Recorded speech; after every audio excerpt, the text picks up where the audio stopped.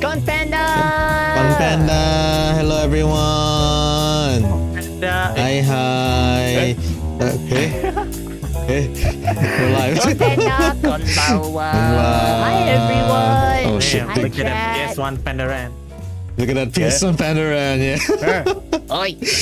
Oi, now I need to check you. Now I need to go and check your stream to see how bad Look it at that actually is. Which 240p all of you over in my chat can go and do so by going to the exclamation mark collab link. Yes, that's right, chat.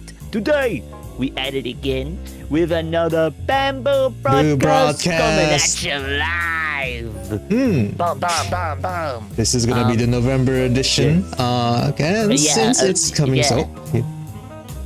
Okay. No. I was just saying there's nothing sus about it still being November because it's still November. Isn't that right, chat? Yes. I want to see some nodders. I want to see nodders. It's still November somewhere in the world, you know. It's still November somewhere. Damn. So since it's still pretty close to the MyVT Apex 3, we got our good friend ApexDaemon. Pachi, if you'd like to introduce yourself. But I think everyone knows you. Let me see if I can still remember how to stream and introduce myself. Hello everyone, I'm your independent VTuber international program ApexDaemon. Second program, Chote nama desu. Yoroshiku onegaishimasu. Yoroshiku. You still got it. I'll give it a 7 out of 10, but it's okay. Daddy Apex still got it, man. What a legend. What a legend. Yeah, so we were wanting to get Apex on because, as some of y'all know from, I believe both me and Poe's training streams, because you've been doing training streams as well. Yeah, I have, yes. Yeah. The Apex tournament is coming up. The big tournament that happens. Is it scheduled on a any annual basis? I mean, it like that? seems or do they annual just at this come around point. when they come around? I do it whenever I feel bored. Yeah, he does. What a giga! There's like one chads? tournament Holy in the first year, and then there's I think there's 4 tournaments this year. Yeah, it was a lot. Not only that, we had a really big my ID Apex tournament, which had I think almost 6 games or so, 6 different days. Oh my god, that was Oh my god! Back when I had the time. Truly, he is an Apex Yeah. legend. Am I right? Before we get into the thick of it though, I just want to welcome everyone to the stream. Welcome Iaz, welcome Mama, welcome Endo, who's asking how to win. Yes, we need to know all the secrets, we right? need The to whole know thing's all the rigged, secrets right? from the man himself, from the from the man who rigs the game. How to win? Okay, I think it depends on the rules, but for this time around, there's actually not no kill cap, so it's actually quite good to farm kills. And then a lot of people will ask, so how do you farm kills? Of course, get good is one way, but one thing that I realized a lot of people do in tournament is they avoid fights. And I realized it myself when I was participating in tournament. I avoid so much fight. I just try to keep myself safe and then try to stay alive. And when you rest, everyone is doing the same thing. And when the ring closes, you realize that there's 18 teams in a small ring. So there's no way you can fight at that point without getting 6 party. 6 party. I've never heard that word before, and I'm scared. So I think the best thing that you want to do is actually to pick up fight as soon as you can while there's not many people around you. Get the drop on them white shields, right? While you can. I mean, I'm not asking you to hot drop. I think hot drop is a bad idea because you're really betting on that luck, but you would want to know. You would want to see who's your nearest opponent, and then just jump on it. Yeah, drop with one team and fight it out. At least it's one less team to worry about if you win. Hot dropping, I feel like, isn't a really good way to farm kills anyway. Even if you're like goated, I feel like hot dropping sort of spreads the kills out pretty evenly because everyone lands and is like straight up RNG who gets what and then you know what's gonna happen with the teams. I feel like it spread naturally sort of spreads the kills out pretty evenly. Like if I don't know 15 people land, it usually ends up like in one spot. It usually ends up like, you know, one squad will get like a kill, and then that squad will get killed by a different squad, and then like, you know, another squad sort of comes in, and all it means is that like no one comes out with like, oh, they killed every single person there. It's like no, because they're all like panicking and freaking out in one place. No one got any kills. Yeah, that's why like if you want a hot drop, like you have to plan for the hot drop. Like you need to beat it. That hot dropping is your strategy. So I did saw like this one Japanese team, like they want to hot drop, like they hot drop, and the way that they loot and rotate is like they just hit the floor, take one gun, and immediately start PPing. Enemies. Like, they will try to pick like, because when you're looting, that one person will be like far away, so they want to use that chance to like pick off one person out, and then take off the rest in like a 3v2. Yeah, but even then, that's still pretty RNG. Like you don't know if you're dropping with like a master squad, and which then you'll be screwed. Try and get every advantage you get, right? But like you don't know that that one guy you're trying to pick up was like an ex-predator or something. Like it's oh look, there's a one guy, and you realize it's skill, and realize he wiped the whole team. Oh, shit.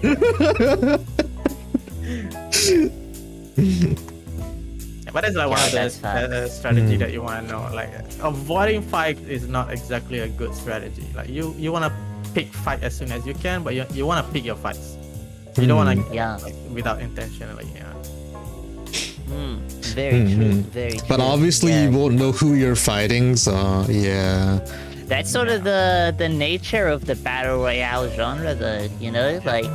And people, you see a lot of people with like these patches that are like coming out that are based on like the pro players. Like I don't keep up with like the pro Apex scene, really. Like I'm not sure what's going on in that realm of things. But I do hear a lot of people being like, oh, we're trying to iron out the RNG. And I'm like, bro, you're trying to iron out the RNG of like poker. You'll have better luck doing that. Because the amount of, like, this whole game mode is based on RNG. And, 1 second, I gotta pick something. Oh, okay, I think so. You got a raid or something. Okay, I'm sorry, no, someone redeemed something and it's just covering the whole screen, and I need to turn that off. Okay. God damn it, because it's lagging. Where is that? But it's a tricky thing because it's like it's that balance of skill and RNG, you know, of like being able to get the right weapons and that. But weirdly enough, oh my. Oh, get it away. Let me just do that for now. The like the thing that I keep using as like a way to think about, like, when I'm like, oh, do I need to go get loot now? Should I go and take this fight? Like, what should I do? The weirdest, like, influence for me is old school Minecraft Hunger Games, because I remember playing that back in the day, and if you didn't get loot and you didn't get kills, you were behind. And if you're behind, you're fucked. You're fucked. Like, you're just not gonna win. Loot, there's just like in that is like taking what's it called, like the battle royale mechanics and just putting them on like hard mode, because the loot pool is so limited like in that, and it just meant that like if you're not fighting, you're losing and you're out. But because of that, because that was something that I like grew up on and I keep like thinking back to, it means that like I'm hyper aware of like, what is our shields right now? We got blue shields. How many squads are left? X amount of squads. we're kind of fucked, guys. We need to go fight someone now. You got like Now. blue shields and like there's like 3 squads left. Okay, we're fucked. Yeah, I'm like, they have all the, like, one of these guys has killed someone who had everything else on the map, and now they have it. Like you could play, could play rats, but you're gonna need like a loba. You definitely need a loba to. Yeah, just to yoink off of them kills.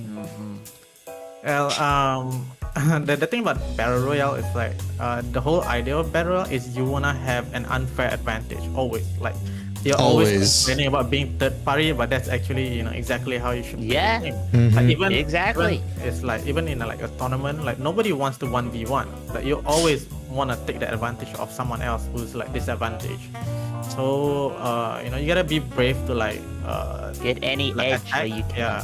Yeah. And sometimes like even when you drop, you heard somebody's fighting and you only had like the Mozambique. Go for it. Just go. Even if it's a Mozambique, it still does damage. It's still a gun.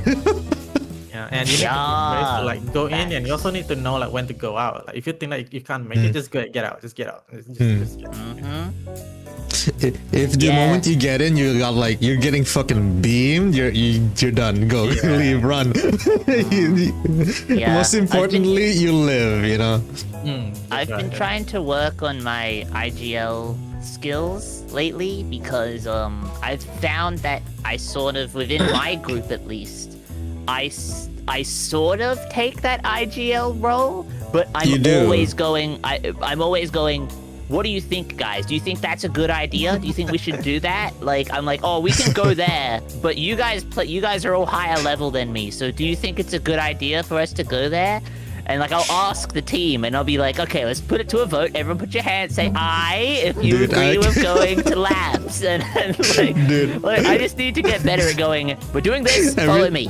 Every time Ran is IGLing in like when we play together, I'm always like his yes man. It's like, do you think we should go here? Just yes, just go. But I feel like that happens with like all my teammates. I'm like, hey, is it a good plan to go there? And like everyone's every time like, yes. Yeah, let's go.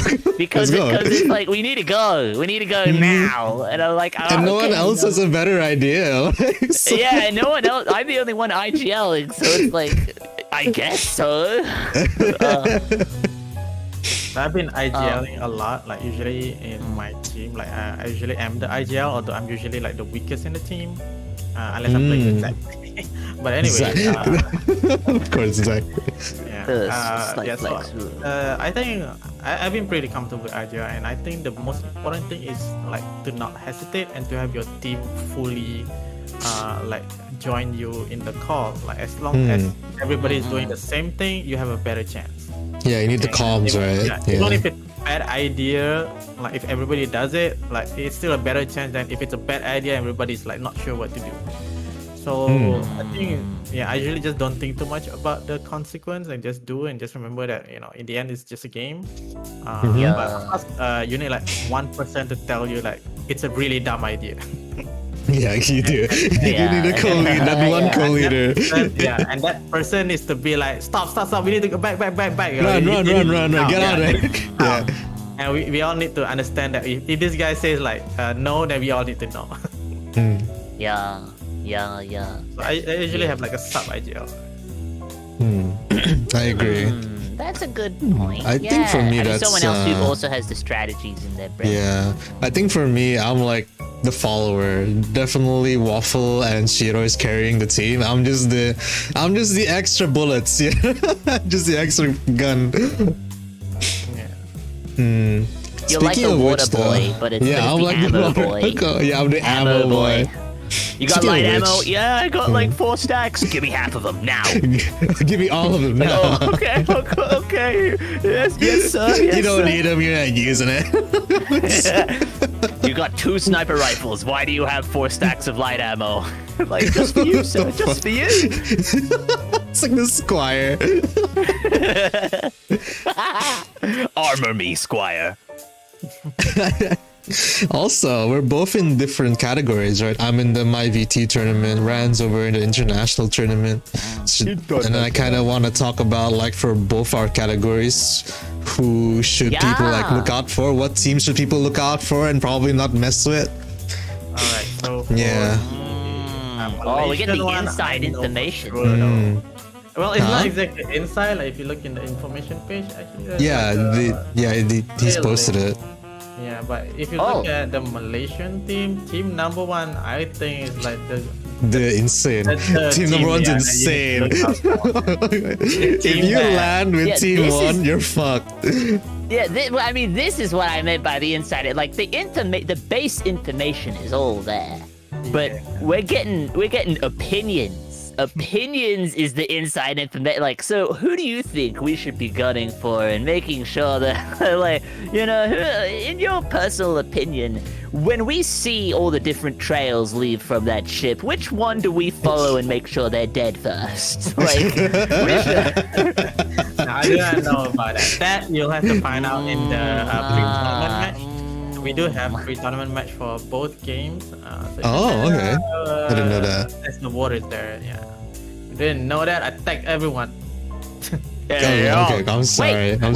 Wait, we don't get a pre-tournament match, do we? Is this division? Yes, there is for the international, but on the 6th December. I see. It's on a different day. Okay, no. Yep. Yeah. So Hold on. So I don't know how to put this in a way that doesn't cover our faces. Is this big enough on stream? Should be. Okay. So we're gonna have pre-tournament matches. Is it what day would that be for the MyVT one, the Malaysian one? Sorry, for the what? For the pre-tournament matches. Poe's pulled out his calendar real quick. He's his old man reading glasses, and he's like, my old man reading glasses. What day is it gonna be? On the 4th of December. What? Malaysian is the I know that. That's tournament day, isn't it? Yep. One day before. Yeah. One day before. Okay. Yeah. Okay. For the Malaysian tournament match is the participants only, but for the international, it can be filled with any of the veterans.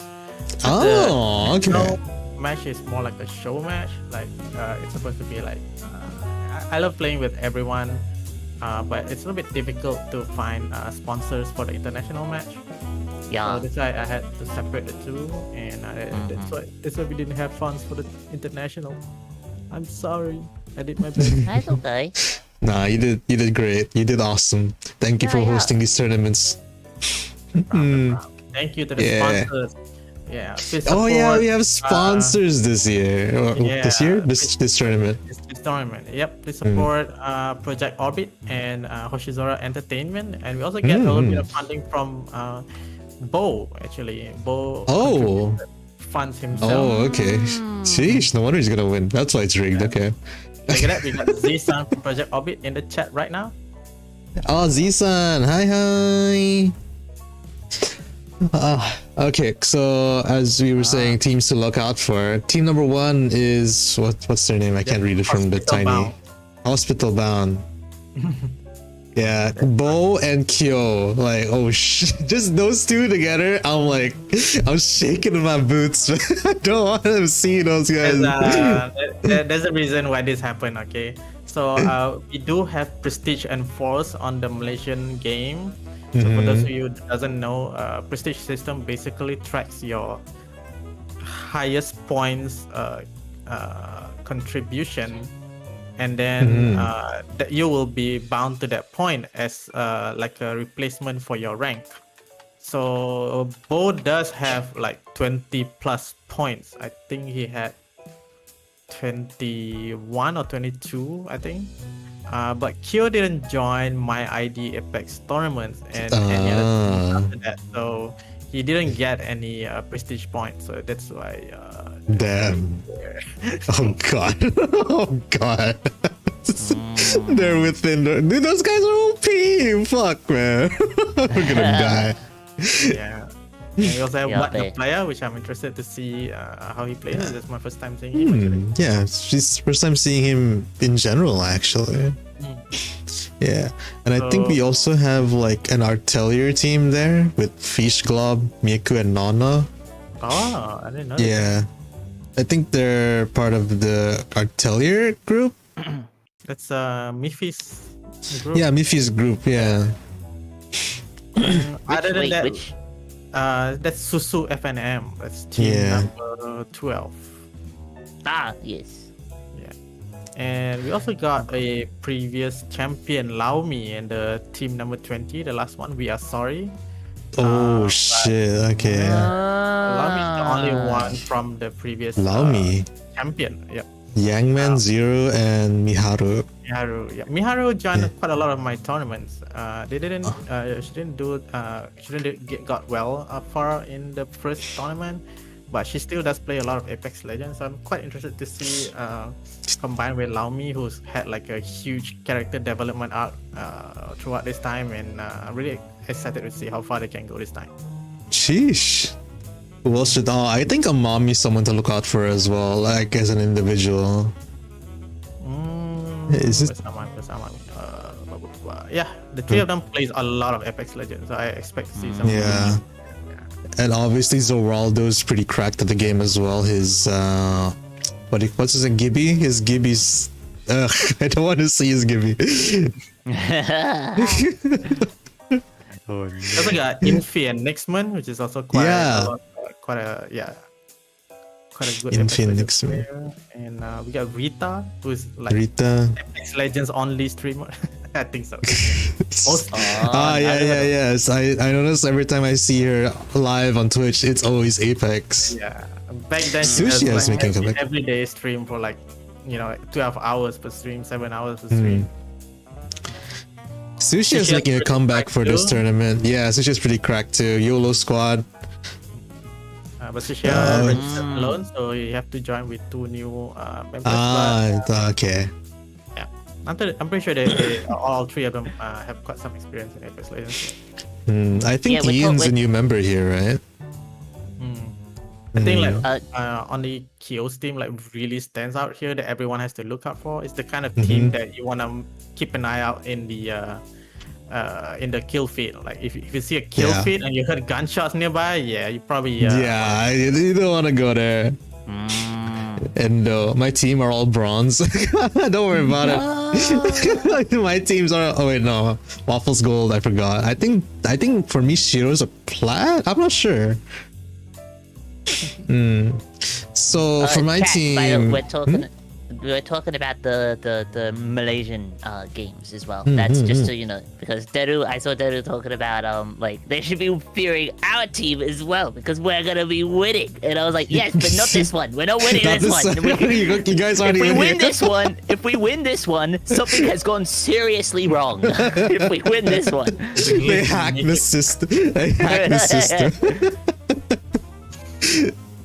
Thanks for the love as well, by the way. So for my team, I have Waffle and Shiro, and Shiro's basically the IGL being the most experienced, and Waffle is like kind of an up and coming because like he hasn't been playing Apex that long, but he got quickly addicted to it. Yep, I can see. Yeah. Every time I fire up my Apex Legend in the middle of the night, and I'm like, Waffle. Yeah, he's there. And then I'm like, hey, wanna play? Like, yeah, sure. Wanna stream? Let's go.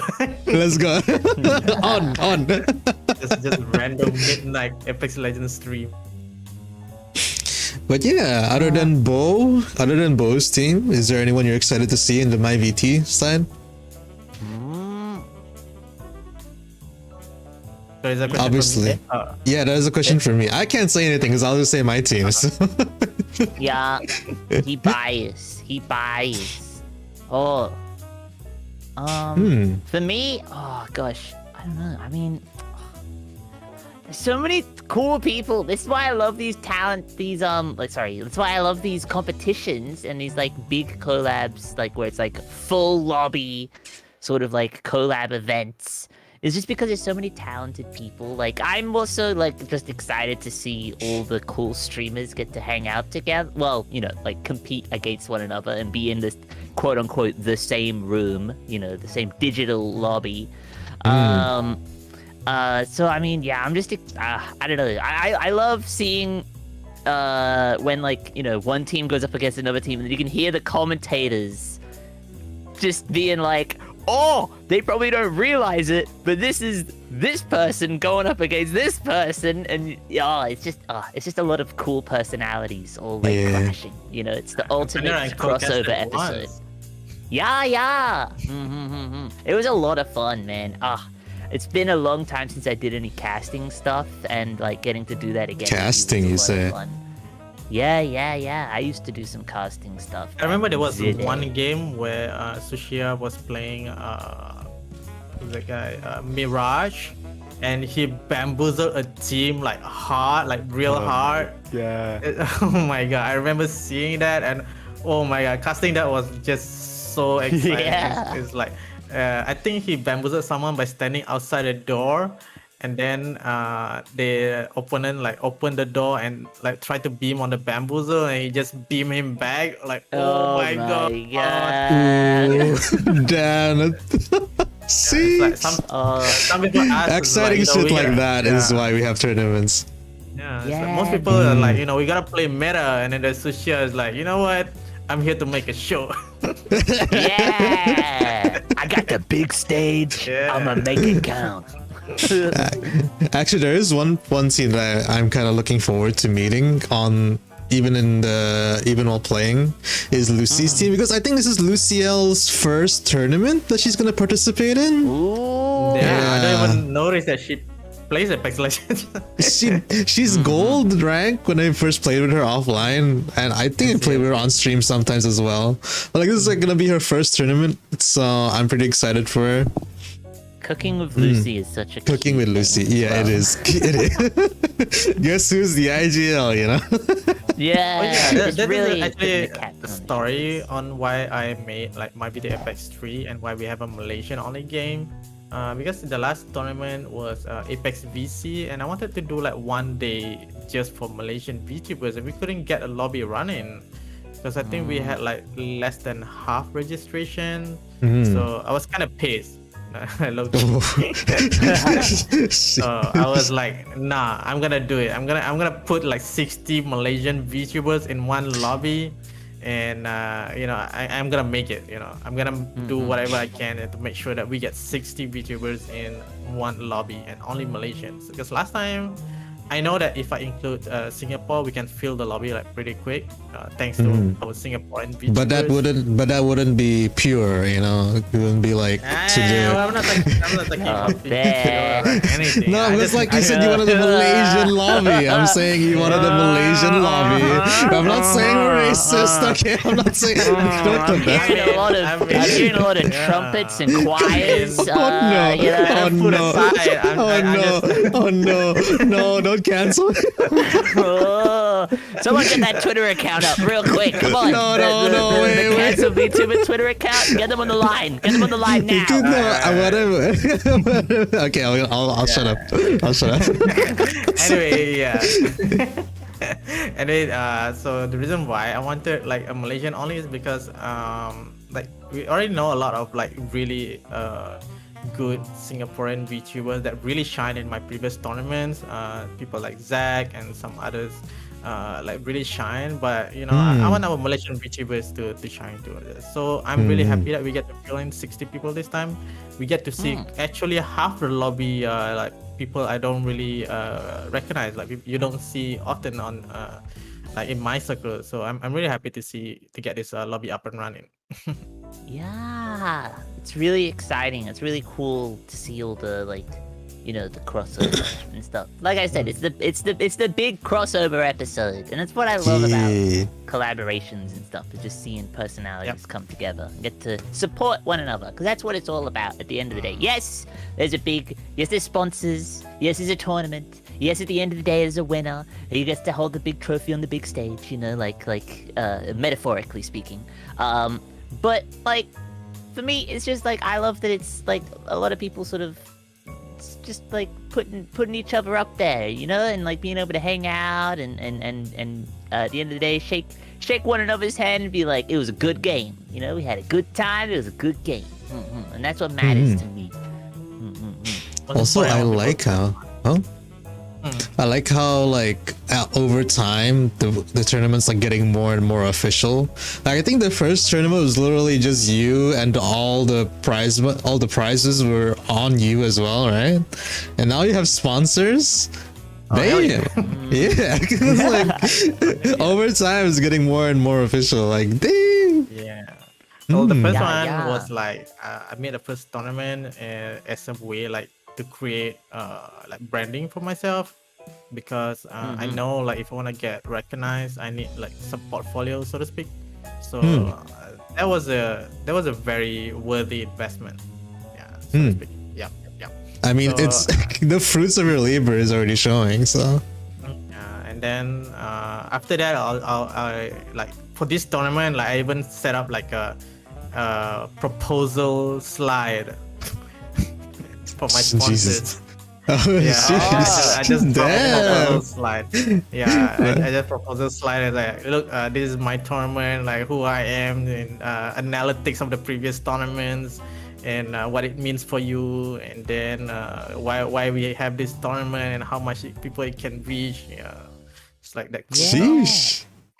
Hell Damn. yeah. Thanks to that, we Nice. managed to get some sponsors. some sponsors, I'm really happy yeah. and thankful, yeah. Damn.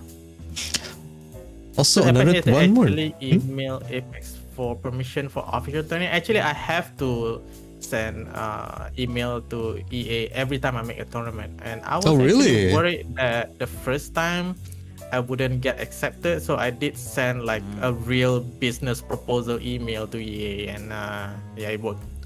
Oh.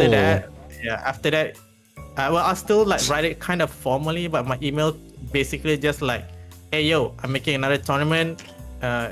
Is it on? And it will reply like, yeah, it's on. All right. Yeah, cool. sure. Yeah.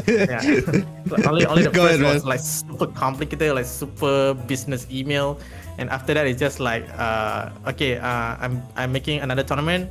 This date, this many players, this many prize, and like, is that okay? And he'll reply with, okay, I will give you the code. I mean, that's like setting up collabs, right? When you first meet like a VTuber, you want to like collab with, it's just like super formal. It's like, hey, I really wanna play with you. Do you want to do like this game on this time? Are you free on this day? And then later on, it's like Apex now wanna. I think anyone who Senpai. collab with me would know. Like the first time like I approach for collab would be like, greetings, I'm ApexDaemon from blah blah blah blah, and I'm interested to do this collab on this date, blah blah blah. Yeah, now it's like Apex Thursday 9 p.m. Yeah, sure. On.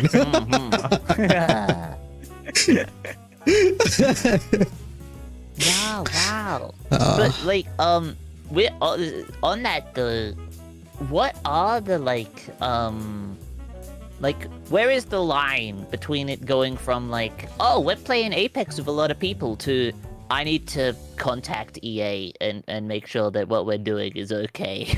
like where is that line? Is it with prizes? Is that what it is? Or is it like the number of people involved in the event and like how official the event is? Or like what sort of defines that, you know, that sort of space? To get the custom lobby itself, you already need to contact EA.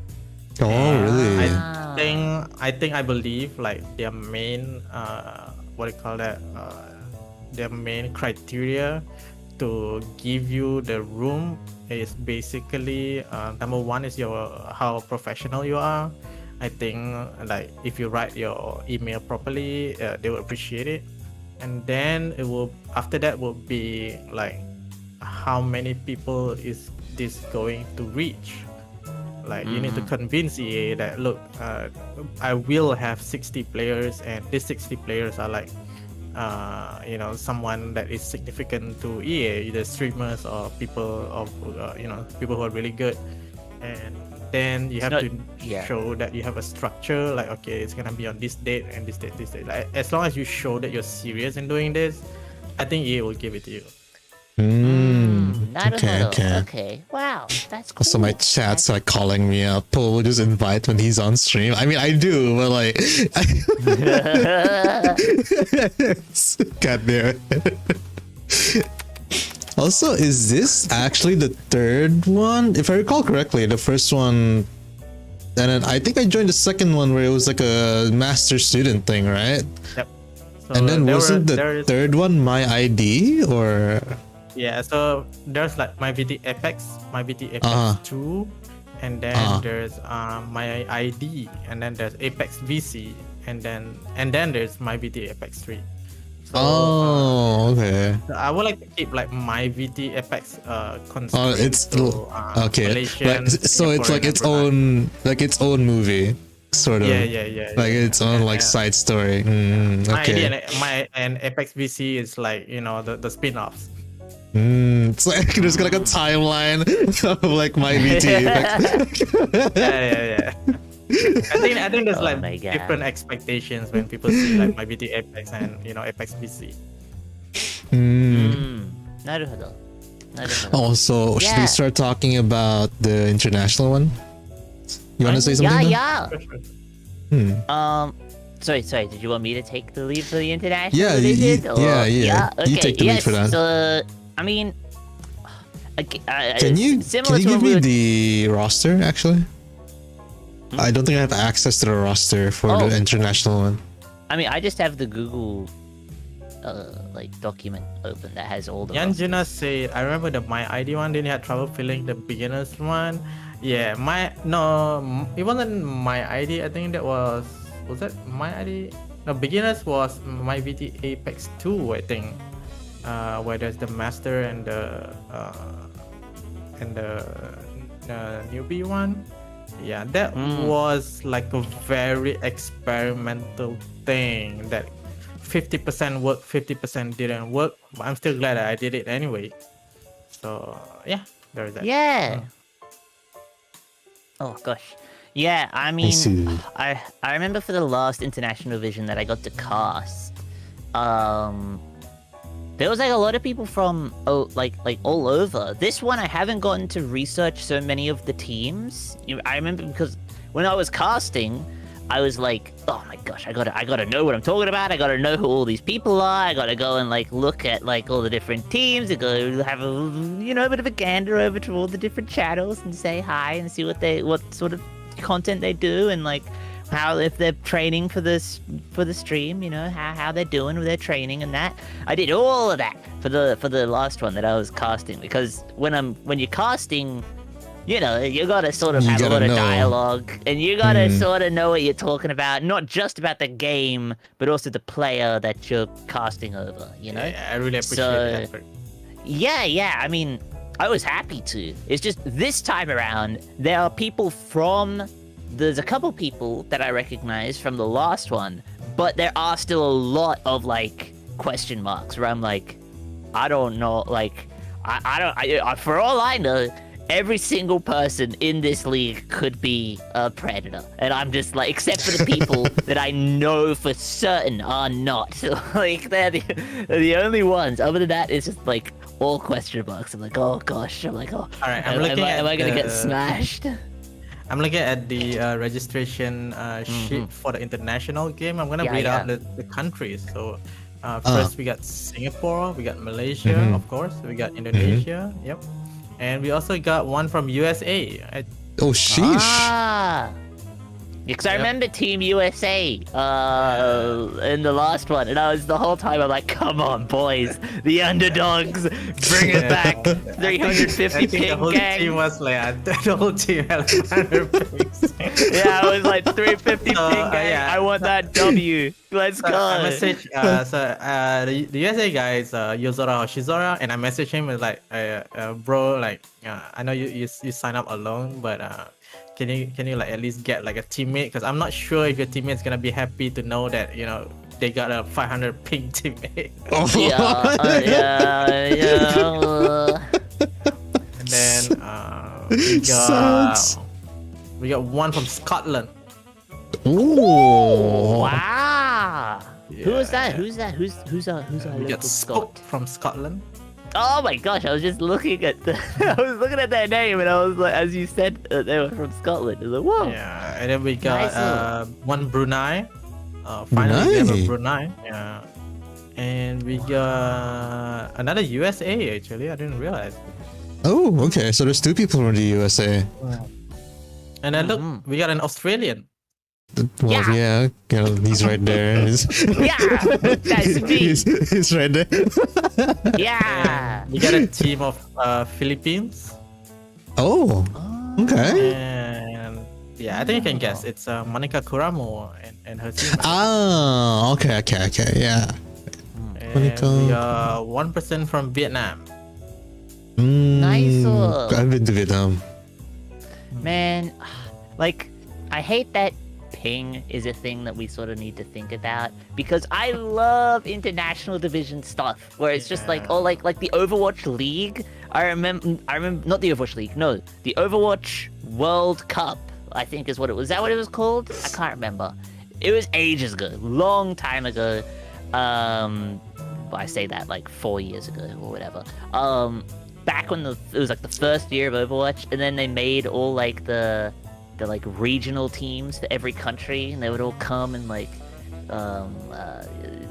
face off against one another, and I loved that, man. And then at the end, like, you know, the Overwatch League was starting up, so there was people from different countries that were all going to end up being teammates, but they all met like at those international competitions, and it was just really cool. It was a really good vibe.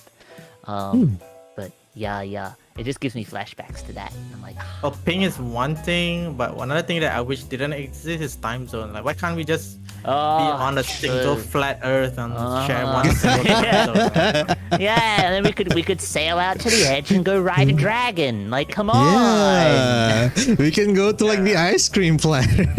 Like, the only Yeah, reason why man. like I'm like mostly collaborating with like Southeast Asian, it's not because I'm a racist, but I just like have a very like tight streaming schedule. It's just time zone yeah, stuff.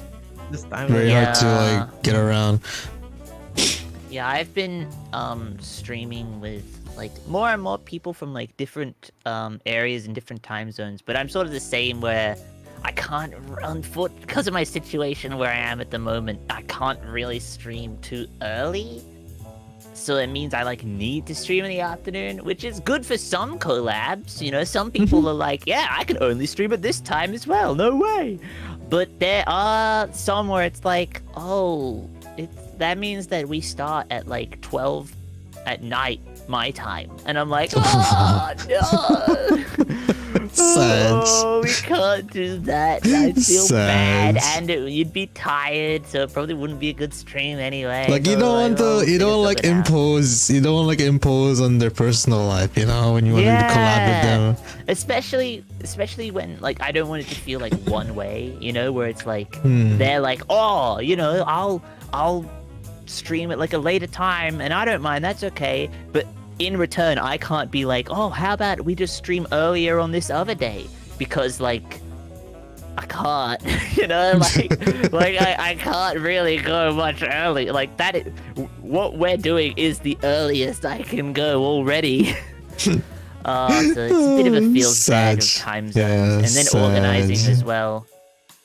But you're like, oh yeah, guys, don't worry, we'll line it all up at 12 on the 28th. And you're like, oh wait, but technically that's the 29th because it's 12. But it's not, it's still the 28th for you because you're at a different time zone. And oh gosh, the numbers. What do they mean, Mason? What do they mean? Speaking of time zones, right? I was asking, this is gonna be off topic by the way, but I was asking Shura if he wanted to join us for the New Year's broadcast, but I forgot that he's like an hour later than we are. So when it hits New Year's for us, he's still like 11 p.m. So we'd have to like count down twice. Oh, yeah, that's Yeah. okay. I mean, I've watched plenty of streams where it's like a New Year's like marathon stream, and they like every hour on the hour have to sing the like da da da da da da da da. It's like every hour on the hour to celebrate New Year's in a different time zone. I've seen that happen before, so like just doing it twice isn't that bad. But we'll see. We'll see. There you go, chat. We'll see what happens. We'll see what happens. Also, I think Juna just said something. I think one of the USA guys on Bo's team is Bo in both categories. Who? Bo. Yoshizara is not in Bo, but I think yes, Bo is joining the international one. Oh, sheesh. Domo is as well. Let's see. Yeah. Yeah. Yakuya is from Singapore, and let's see.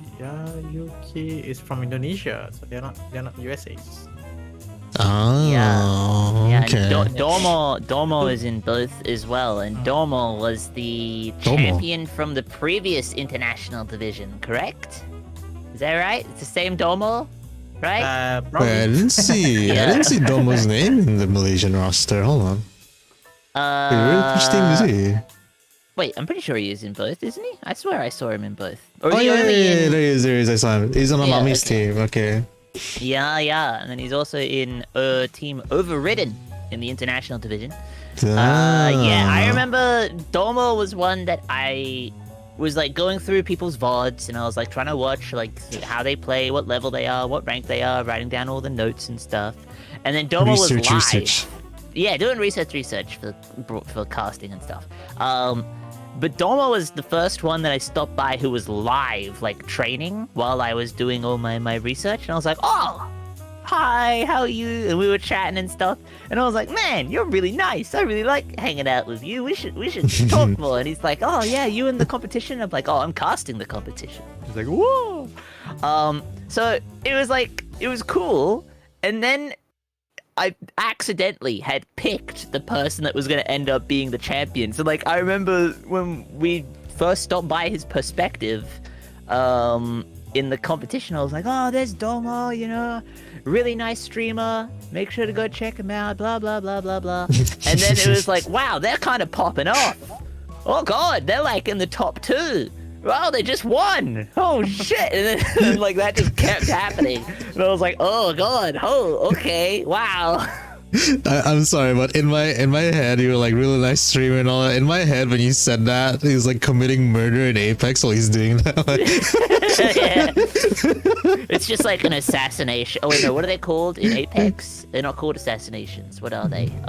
The finishes. Is that what they're called? Finishes? Yeah. He's just like bloodhound finisher, just like stabbing over and over again. Yeah, he's like a really nice guy, you know. We actually have a team that we need to watch out for. We got In team the number international? 17. Yeah, international team number 17, which is Ashari Ari, Matt Shira, and Neil. Ashari Ari is one of the tournament winner. I forget. I think it's my ID tournament winner. Oh, okay. So we got ex-champions there. That was a different team. I think it's Ashari Ari and Neil, but Matt Shira is like Matt Shira himself is like strong. Like they hold like one gang and they're all like masters. I think.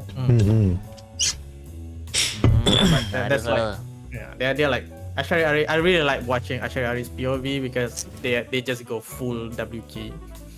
Hell yeah, that's what I like to hear. They won the My ID tournament without getting any champ. Wait. Yeah, they never got first place just in like all the just on rounds. kills. Yeah, they earn like 20 plus points per game just from kills alone. How many points is it per kill? 1 point Again. per kill, and then 1 point you per add- kill. Yeah. So And then- I think they get like about 10 kills per game.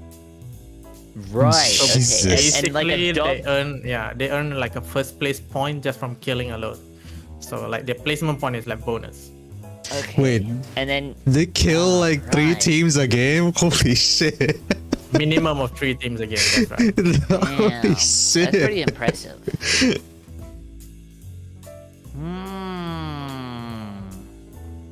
Yeah, I feel like the strat is. Oh god, I feel like I shouldn't be talking about this on stream though. Oh no. Fuck it. This is before the tournament. This is before the tournament. Yeah, it is. So I'm sort of like deciding if I want to talk about it or not. But I mean, you can. You just have to change it up later. Yeah. Oh, but I don't want to because it's a good strategy. God damn it. Okay, fine. Forgo content. No, moving on. What's the next conversation that we want to have, guys? He doesn't want to say. I remember like during the Fortnite lobby, I was telling everybody like Sleepy Sound is my turf. Like nobody gets on Sleepy Sound. All right. And the next thing you know, everybody drops Everyone's Sleepy going Sound. Yeah. We all just like, you know what? Let's go Sleepy Sound. Let's go somewhere else. Yeah. I shouldn't have told everybody I'm going Sleepy Sound. You see, that's what you should have done what Poe just said, which is say no one go there. I'm going there every time. Don't go there. And then you just like hot drop Tilted Towers every time, and you're like, fuck those guys, they're all assholes. I'm going to Tilted Towers. Like in my casting experience, like all this time, I do notice that people really hesitate to like drop on like really famous spots in Apex Legends tournament. Yeah, they do. Like I remember in the Stormpoint tournament, nobody drops barometer. Yeah. Like yeah, I noticed. I'm like the ship starts at barometer, and I'm like, wait a minute, is nobody gonna drop barometer? No one hot drop. Like no one hot drop. That's what I've been telling my team, right? It's like, you know what? I've been in like 2 tournaments and I noticed that no one hot drops. Big brain, we hot drop, no one's there. Yeah. So because like that's the thing is you gotta realize that it's a whole lobby of streamers. Meaning that it's people that have trained with people who like the whole lobby's just like, fuck it, I want to get in, I want to get like 10 kills, get plus 100 RP, and then get out of here, right? Like that's all I want, like, is to just hot drop, get some RP, get out, next game. I'm trying to rank up, baby. Like that's what you've been training with, right? And so when all those people then get into a lobby, they're all like, yeah, no, I ain't doing that. But no one's grinding for RP here. People are grinding for points. Everyone's grinding for points, and then you earn points staying alive. Yeah, exactly. So I think it's gonna be interesting.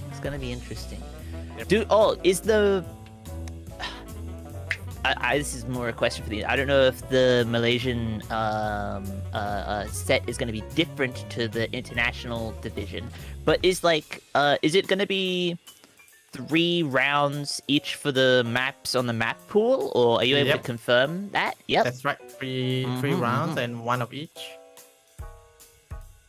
Yeah, nice. Because I remember talking about that, and we were like, is it good? Because if they do 2 rounds and they're like, one of them that you're training on isn't gonna be there, I was just like stressing. I was like, oh god, it's don't one do of the that. things that I had to think like multiple times. Like if you follow like tournament formats, it's usually minimum of 5 rounds. And I've seen like tournament that has special rules, like you have to win twice to like win. Like, you had to go to match point and then you have to win twice in a row. And I just felt like, you know, that's like you gotta start like in the morning, and then the tournament's gonna last like until the evening. Yeah, using those arenas victory logic, where it's like get 2 in a row or you're out of here. Yeah, that's why I just felt like the reason why I do 3 games is just because we're all streamers and we're all like exhausted after 2 hours. To be fair, yeah. Yeah, I remember the first tournament had 5 games and everybody was just exhausted. And the last few games that people just gave up and like not even bother to like really play properly anymore. So I think like we're just having fun now. We're just vibing now. Yeah. Like why are we still here with like 2 points and just to suffer? Oh no. But I mean, game fatigue like definitely is a thing. Like that happens for me for sure, and it's part of what I'm like trying to figure out what I want to do on game day. Is like I might not like we're gonna have a training stream, like we're gonna have 2 training streams back to back, like, you know, 2 days before and then the day before, and then it's the competition. But I'm feeling like day of competition I can do some training in the morning, but I don't want to do any right before the game because I always have it. So when I hit go live, my first 2 games are going to be the best games of the night. After that, I'm fucked. I'm done. I'm washed. I'm boosted. I'm boosted. Like after those first 2 games, the first game, I'll go like 3k, 16 kills. Let's go get that dub. After that, no. I'm washed. I'm washed I'm and done. boosted. I'm done. Yeah, I was like, I busted my load in the beginning, and now I got nothing left. What do you Busted want my from me? load. Okay, man. I got nothing left. You want to go another 2 hours? Why? Okay. Also, the new map, what was it called again? Something Moon. Broken Moon, I think. Yeah. Broken Moon. Yeah, I have never gotten third party so often in my entire life. It's so easy. Just get on the roller coaster and zip line all the way to the fight, and there you go. You know, in Broken Moon, I realized that people fight in choke points a lot more than in actual like point Yeah. of interest. Like every time I pass by one of those like tolls, I call them tolls because it's like, you know, those gates that you have to go through when you're gonna go to a different POIs. Like most people just fights there and not like inside the POI. I'm like, this game. Yeah, I feel. Well, oh, you say you've never gotten third partied so much. I don't know if you mean consecutively because Consecutively. I have In never a had single so map. many where it's like, oh, there's 2 people fighting. Wait for it. Okay, we go in, and then it's like, oh wait, no, there's another team. Hold up. Oh, there's another team now. Okay, so there's now currently 4 teams fighting in this one spot, and we're waiting for one of them to come out on top, so then we can go in and then go and clean up. And I'm like, what are we doing? Like, we all just look around at each other, just like, does anyone have Uno installed? Like, we'll just play that while we wait, I guess. Like, what are we doing? 6 party. 6 party. Yeah, it really is. And I am excited to see it come out in the competition though, because them what are they called? Is they called zip rails? Is that what I they're guess they're called? like zip lines, but like on crack. There's zip lines Yeah, on it's crack, to be fair. It's something rail. I can't remember what it was called. But like those, yeah, like it changes up movement in a sense of like not the movement like actually when you're in a fight or whatever, but you can cover some distance on that shit. yeah, that's what I'm talking about. You hear like, oh, there's sniper fire to the northeast. Get on the zip rail, bam, we're there. Where are they?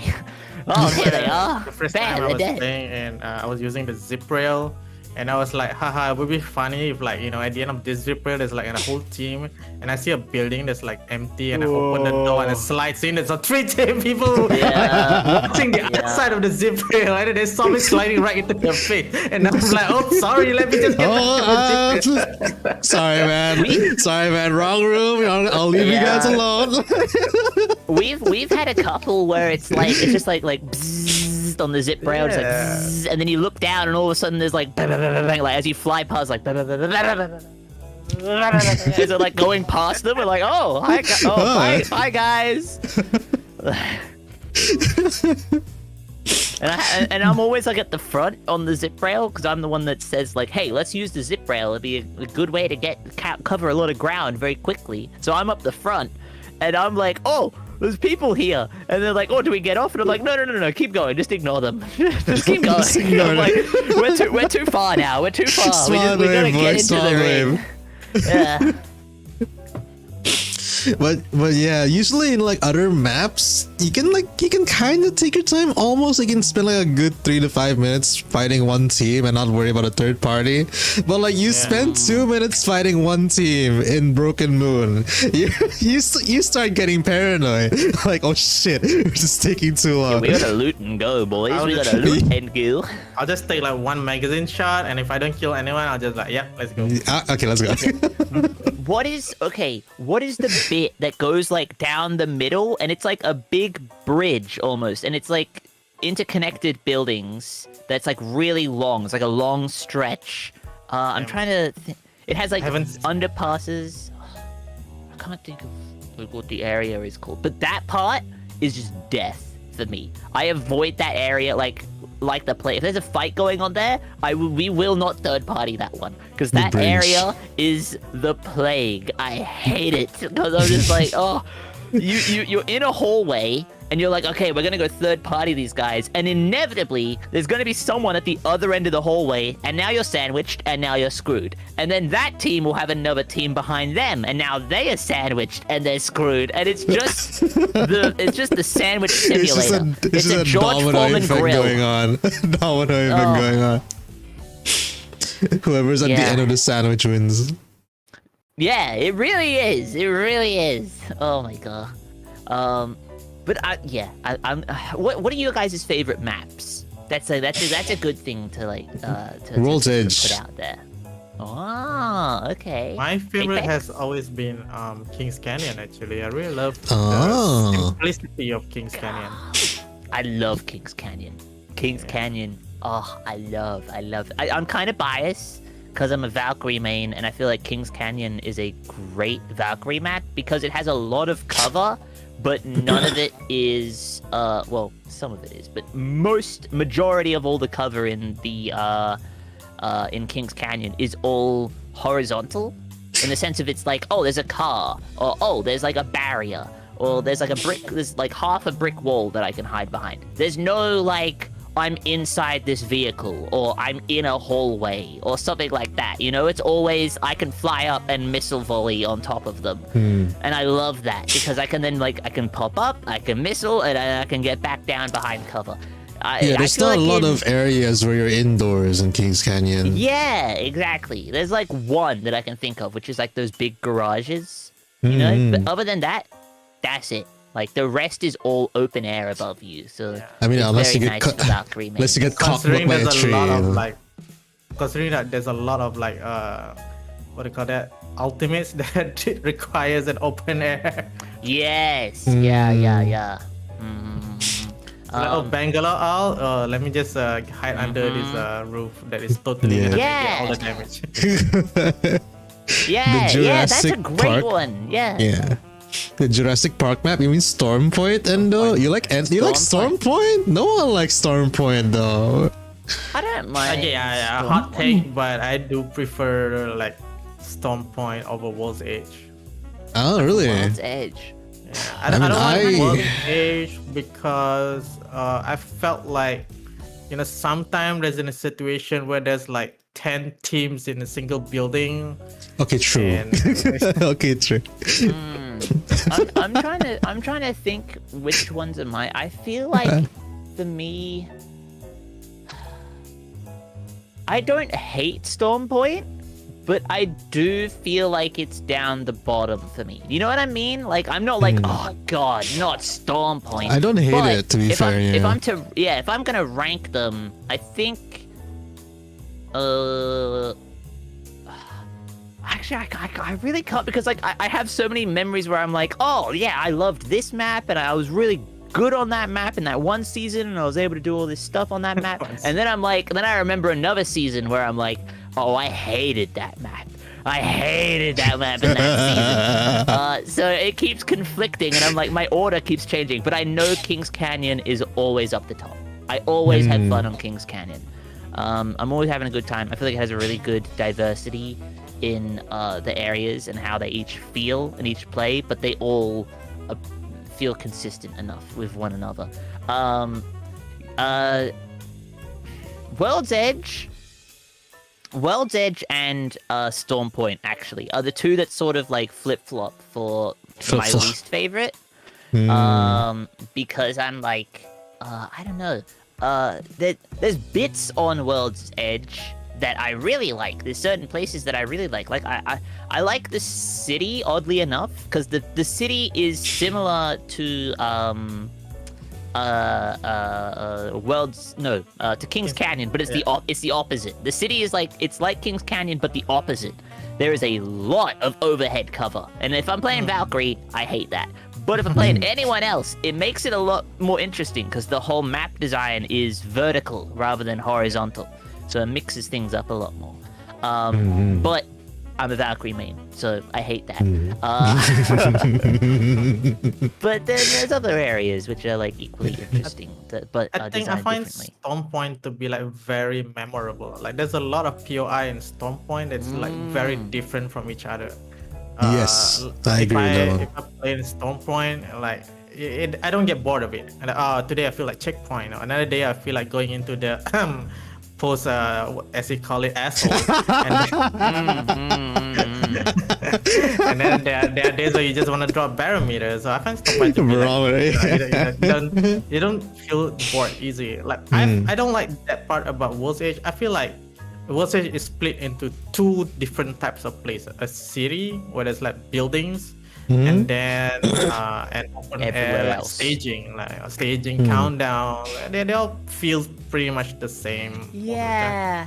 And if they give me back the original World's Edge, I'll consider it higher on the tier list. But yeah, I miss my L building, the factory or something, and then I miss the train especially. My God. Oh, the train! Yo, Oh, I don't love get the it train. why they removed the best part of the map. That's my that's God. like having what's it called? That's like having Stormpoint and being like, oh, all the gravity cannons are broken. Yeah. Sorry, guys. And you're like, but that's the map. Yeah, You can't take away the gravity cannon. Yeah, or this like one, designing broken moon with the zip rail, and you know. Yeah, they're like, oh, sorry, the someone lent a little too hard on the fuse box, and now all the power of zip rails are turned off. Sorry, guys. You're like, what? What do you mean? World's Edge had a train that went around Like- the map? It's like you're going to a theme park and they say, oh, the roller coaster is on maintenance. Yeah, the train was really cool because the train was like always a hotspot, wasn't it? It was the equivalent of the ship on King's Canyon. on King's Canyon, where it's like you always had good loot there, but it was a lot harder, I would argue, to land on the train than it was to it has land some on. skills, and Yeah, you will and also like move from POI to POI, so you are definitely getting third party. I mean, that's true. But it also mixed up the Damn. gameplay in the sense of like, you get on the train, when you get off the train, which you have to because of the ring and stuff. But by the time you get off the train, it's like the fly that goes into an airplane and then comes out of the airplane in a different country and is like, what happened? Where am I? like you hot drop that train and you're like, all right, we're in the city. And then by the time you get off the train, you're like up in the northeast like corner of the map and you're like, where are we? Where the hell did I go? Yeah, if they bring back the train, I'll be willing to play more World's Edge. Yeah, they did patch it though. I remember they patched it so like when you dropped, the train was always pulling into a station. I remember that because they changed. It was originally like the ship where it would constantly be like zipping around. It would stop every now and then, but it would pretty much constantly be zipping around. And then they changed it so it was like at the beginning of the round, it pulls into a station and you can land on that station and you have like 30 seconds before it goes. Yeah, it was a lot more like it just became a hot drop location. I like to see the six team that's trying to to pinpoint where the train is gonna reach. Yeah. By the time you drop, you realize that you missed the train by a huge margin. Yeah. On the down low, on the down low, any respawn devs, block your ears real quick. I kind of just want the train back because I'm a Valkyrie main, and I know for a fact you can do the gravity cannon like momentum glitch with Valkyrie with the train. Easy clap. You could do that momentum glitch with the train. Okay, you can unblock your ears, respawn devs. Thank you very much for listening to the Bamboo broadcast live on Twitch and YouTube. But yeah, I want the train back as well. The train was fun. Yep. Because there were so many fights where it would pull into a station, there'd be a big fight, and then one team just gets on the train and is like, see ya guys, and just leave. You're like, okay, fine. You want that white shield? Take it. Yeah, and at least it gives like those people in what do you call that, in the middle, what do they call it, fragment. It gives them something to do other than heading into the streamer's room. Yeah, facts. Everyone goes to streamer building. Bruh. the most boring part about World's Edge. It's not really Streamer the building? map, what it end up. Yeah, it's like, everybody just ends up dropping there, and like the rest of the map is just Kind of empty. Yeah. Yeah. I noticed usually on World's Edge the game goes really fast as well because of the streamer building. Like you'd be dropping somewhere else and then out of nowhere half the teams are gone. Like what the fuck? What the fuck happened? I don't know if that's the game's fault though. I mean, at this point, because it's still a thing, it is. But initially, I think a meme changing the like flow of the game isn't like the game's fault. You know what I mean? Like if it's just a meme like, hey, let's go streamer building, everyone goes streamer building, look how much loot is at streamer building. That's like kind of the meme, you know, to just like everyone hot drops streamer building. Once it's like gone on for a long time and the meta has now like built around that and everyone knows that's how it works, like is like, oh, if you want to like hot drop and fight, hot drop on streamer building, now it's become the game's problem. You know, initially it was a community thing and it was like, oh, well, maybe this will just blow over, you know, like we didn't intend for that to happen, but that's the way that they want to play it, so they can play it that way. Now it's you guys' decision. Are you gonna keep this way, or is there gonna be another earthquake or volcano or whatever that's gonna like break the streamer building? And when I saw the trailer, it's like, oh, this place is being destroyed, and they destroyed the place like nobody bothered. Yeah. I'm like, what? You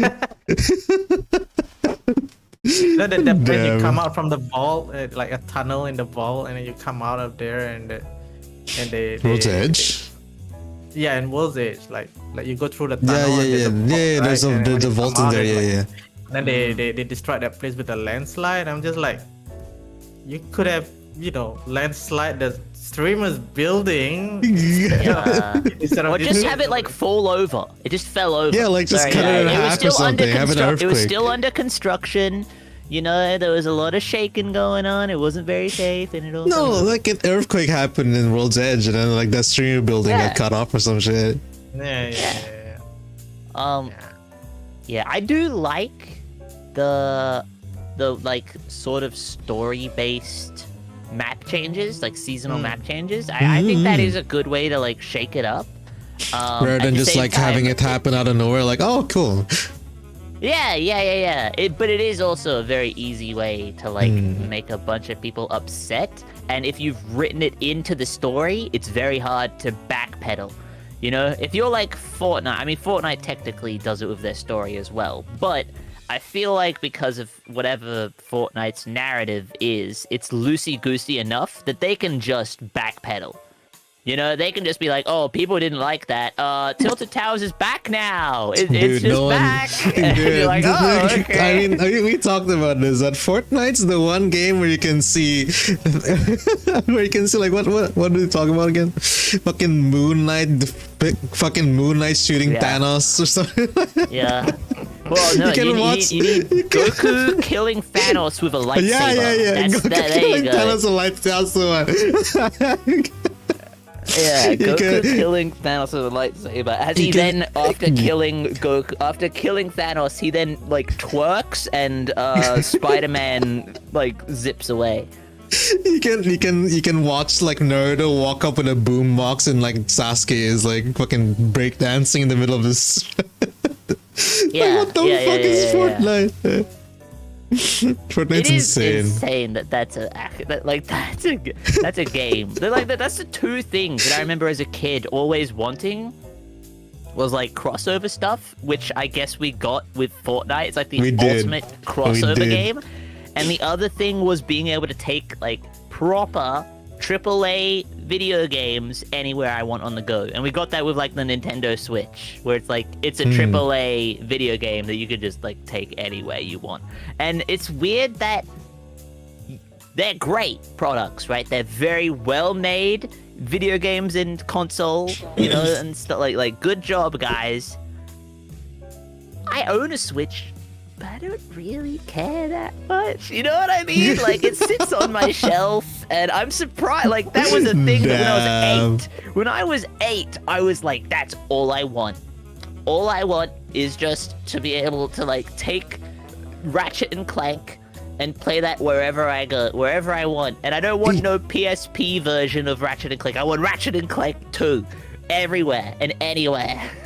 and like I got that now, and I for some reason don't use this power that I have been bestowed. 8-year-old you would be disappointed in you. He really would be. He really would be. He'd be mad. But yeah. I'm trying to think of like more stuff to bring us back to the tournament or anything. But is there I mean, anything like, to be fair, we kind of stopped talking about the tournament. Yeah, that's true. What maps are we playing on? Is it all 4? Wait, was it 4? Three. Three maps. Yeah. 3 maps. Oh, okay. Edge, and yeah, whatever's active in the pool right now, that's gonna World's Edge, Broken Moon, and Olympus. Yep, and we're very likely to be playing the tournament version of those maps. So the difference is just it disables some of the final rings, I think. Ah, okay. Oh, okay. Where would you recommend landing if you're like new to the tournament? Like where would you recommend dropping if you're new to the tournament? Actually not so sure because I make like pretty bad decisions myself. But I notice is, you know, don't be afraid to like drop on what do you call that? To drop on like not hot drop, like to drop on like Drop with POI, nearby. Yeah. And then just make sure to look around, and your teammates should help you look around as well. Just let you know that if there's a team nearby. If there's a team nearby, just ditch the place and go somewhere else. I think it's very important to get a consistent start. Yeah. I think like if you're training at the moment as well, it's good to sort of establish what your team's playstyle is and what works best synergy-wise with you and your teammates. So if you work best with hot dropping and just like ganking a bunch of people and getting a bunch of kills and points and stuff, just remember by all means, you know, like lean into that. Don't stop being like, oh well, but guys, we need to start getting like higher on the leaderboard and stuff. If you're good at that, stick to it. If you're good at that, because he just said, this man over here just said that one of the champions won without fucking, you know, without like even winning. playing the game. They played the game for 30 seconds and then they like, you know, went and ordered food on Uber Eats and they came back and they won the tournament. I don't think that's how they won, but yeah, I get it. Yeah, you know. No, look, okay, are they in my international division or are they in the Malaysian division? International. International. Okay, then I'm allowed to talk smack. I'm allowed to talk smack. I'm allowed to talk. I won the tournament. That'd be like a fucking Chad move, you know, like winning the tournament by ordering Uber Eats. Hey, I joined a Valorant want Taco tournament, Bell? like being in a cyber cafe once.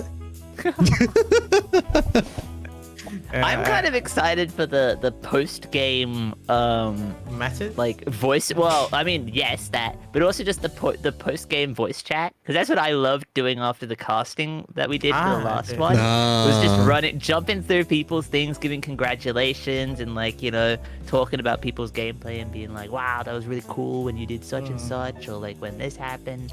I love that. That's the part that like I love. I love the tournament and the buzz of like the excitement that you can feel in the air as like everyone's getting ready to like really give it their all. But I also love like after the fact where everyone can just like be chatting about how much fun they had. That's the thing why on like if you notice that my tournament doesn't give out cash prize. I feel like gives out art.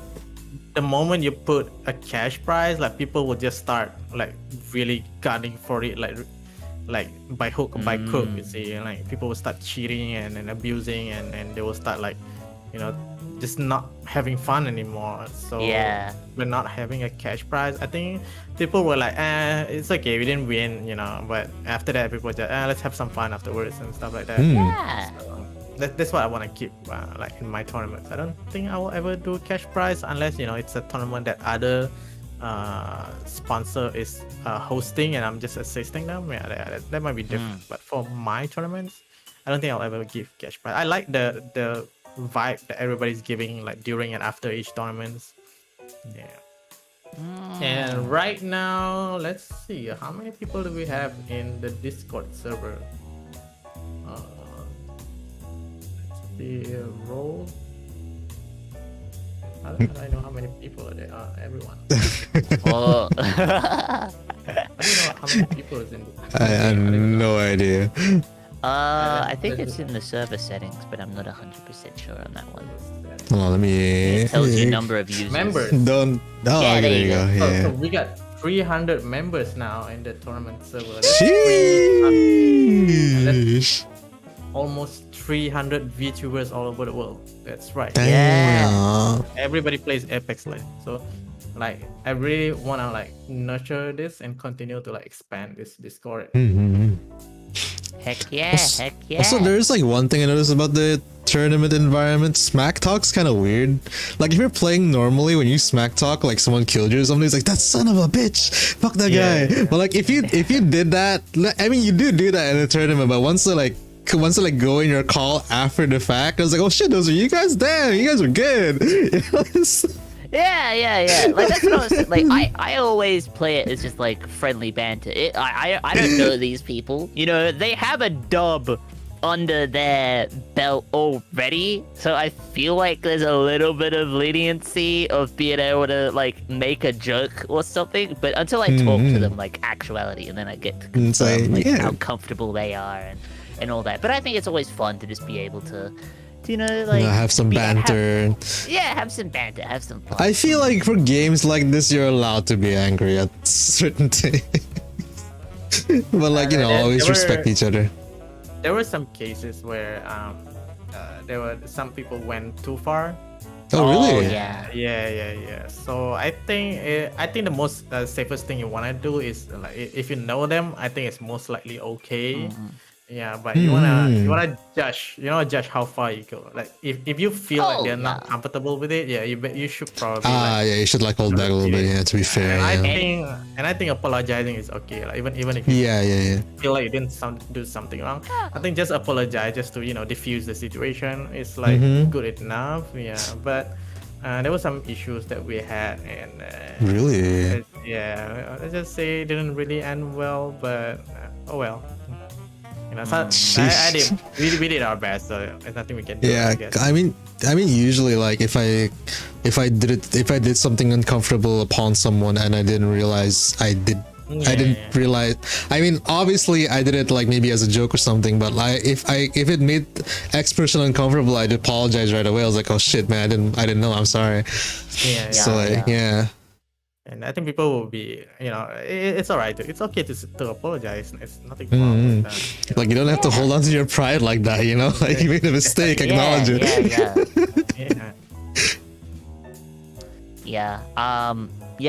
That's for sure. And I think like I said, there's a lot of people that are sort of question marks for my knowledge that I should probably do some more research into to learn like who they are and all of that. Just a little bit. Nothing like malicious of like, oh, I need to learn every single person's play style and then gather every piece of information about what they're going to be doing or where they plan to drop. And I'm noticing that whenever they play on Fractured Moon or whatever the hell this map is called, that they always drop at the same location. Yeah, they always drop an X spot. This person A always loots at this area. Their collective rank is all under this level, which means that we have a boosted chance of being able to wipe them out of the game. And immediately, no, I'm not gonna be doing any of that. Giga brain. No, but just to get to know people. But I tend to keep a pretty high energy on stream and stuff. I am always about keeping the environment comfortable. Good vibes. Yep. Yeah. But that energy, can pick up and stuff, and I feel like a lot of Australians as well have a very sort of, I don't want to say competitive, but sports are a big deal here. Really? And so a lot of people, not everyone, but a lot of people sort of have that fun competitive streak. You want to win, you want your team to win, or whatever it is. But at the end of the day, it's all about having a good time. We're all about having a good time. But while the game's on, boy, golly, the game is on. Exactly. Every man for himself while the game is on. Yeah, We'll like be friends you would again when the see- game's over, you know? Yeah, it's not a super common occurrence. It depends where you are, and you know, everyone's different. Individuals are individuals. They all get to do their own thing. But it wouldn't be uncommon for there to be a like grand final, maybe of like the football or something like that going on, where you have like one half of the bar is all wearing like, you know, white and black or something, and the other half of the bar is all wearing like blue and yellow, and they're like both cheering on their teams. They're like, oh, come on. Like someone messes something up, and then the one team's like yelling at the other one, oh, your guy sucks, he sucks. But then by the end of it, whoever loses, the winning team might just like buy a round for like everyone who's wearing the colors of the losing team. Exactly, They're like, oh, right. I'll get you guys around. You know, it was a really good game. Da da da da da da. Yeah, you guys There'll played be a really little good. bit. Yeah, there'll be a little bit of like, came so close just to drop the ball right at the very end, but it'll like be followed up by like a slap on the back and like, nah, but it was a good game, you know. So yeah, like that's like sort of the sports culture here. I feel. Because at the end of the day, there's only one winner, so like you can't deny that. Yeah, and you've been supporting your team or like, you know, trying to build your team up for like a whole season or whatever it is, and so you want to be able to celebrate, but at the same time, not at the expense of like other people that enjoy the same game as yeah. you. Everyone's doing their best. Everyone's trying their hardest. Yeah. It's only what do you call it? What am I trying to say? It's all fun. It's only We're all here to it's have a only good time. it's only polite to show the same respect as you would show your own team. I don't know. Is that what I'm trying to say? I don't know. Treat others the way you want to be treated. Yeah. Yeah, that's Yeah. the best one. That's the number one. But yeah, it always ends up like, from my experience, from what I've seen, is like it's mostly just people having fun, having a good time. You know, like at the Everyone's ones like that I've spewing gotten their to watch. passion, basically. Yeah. Like we're yes, there's 300 users in the channel now, and that is fantastic. It's incredible to see the growth, you know, being able to see all the sponsors and stuff showing up, and the progression of these competitions and tournaments. But at the end of the day, it is still a niche, you know, like whether you want to say that in the sense of VTubing, of like Apex Legends as a whole, or these tournaments as a whole. We're still like a niche sort of group, and we're all here like within this group, so why sort of start like trying to shove people away, you know? Like at the end of the day, we're all in this this one group together. And we're all doing this because we all love the game, or VTubing, or collabing, or competition, whatever it is. We all have something in common. I'd like to like stress, like in my registration form, it starts with this sentence: this tournament, above all else, is to enjoy and bond among VTubers. Yeah, that's good. Bars, straight fire, right there. I think honestly my favorite tournament is still the first one I joined, which is like the master and like student one, because that really helped me learn the game. Yeah, there was like a huge like difference when you start and where you are. For those who don't know, do you want to explain how it went, you two? Because I don't really know. Yeah, but for the audience, of course, for the audience. Yeah. Okay, well, Apex is the one that hosted it. I can only say my experience. So maybe you want to start out first, and then I'll say my experience with it. Sorry. You want to explain the second tournament? alright. Yeah. And So, I'll say my experience. The mentorship format was basically a high-ranking player registers as a solo, and a new player registers as a duo. And then the master and the newbie will be matched randomly, so you don't get to choose your newbie, and the newbie don't get to choose their master. And then they will form a team like randomly like that. So it was basically like just you have no idea who you're playing with. And the whole idea was that the master is supposed to teach the newbies to get better at the game, and we'll see like who's like the best master that can teach like the newbies. So almost everyone like started from zero. There was like some people who just started Apex Legends and I dive see. headfirst into the tournament. Yeah. And the what do you call it? The reception was 50-50. Right? Some people enjoyed it, some people didn't. But overall, there was a lot of new, like up and coming. A lot of people gained interest in Apex Legends after the tournament. So I consider it a success. For Yeah. myself, Yeah, it's cool. It reminds me a little bit of like do any of you know PogChamps? The meme? No, the chess. There's a chess tournament where a bunch of like actual pro chess players, like internationally renowned professional chess players, get given like a streamer that knows nothing about chess or like very little about chess, and they're given like 2 weeks to a month to train their streamer in chess, and then there's a tournament between all the streamers who have all been trained by their own professional chess player, and in between games, so like you know you have your match. Is this a and that, Ludwig and then- thing? It sounds like a Ludwig thing. Ludwig was in it. Okay. But it's not. It wasn't organized by him. It's like I'm pretty sure it Okay. was an official Twitch sponsored event. Okay. Yeah, everyone had their coaches, and in between games, they were allowed to talk to their to their coach, the professional chess player, who might have given them some more advice, or like maybe they set up certain strategies that they can implement in the next game or whatever. But that was it, and then it was mainly just against the streamers that have had like 2 weeks to learn how to chess. And it was really, really good format. And so hearing like the fact that it gives me sort of like similar vibes is a good thing, because it was really good format and it was very, very cool to see. So like my experience with that tournament, I think I filled out the form incorrectly because I was registered as a mentor. I was like, wait, what, bro?